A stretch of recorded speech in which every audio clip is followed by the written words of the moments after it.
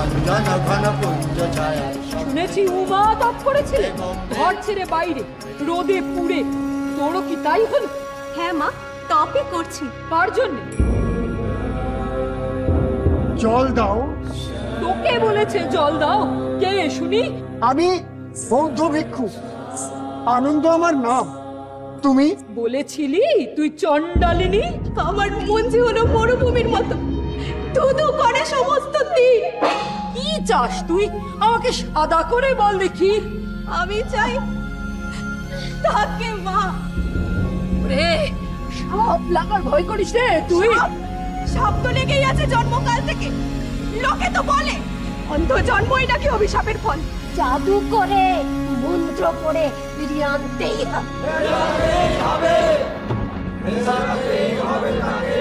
তোর মন্ত্রই হোক আমাদের বাহুবন্ধ। কি সাহস তোর প্রকৃতি! একবার ভেবে দেখ তার সাহসের জোর, যে কথা কেউ বলতে পারেনি তিনি কত সহজে বললেন জল দাও। যে মানুষ আমি, তুমিও সেই মানুষ। সব জলই তীর্থ জল।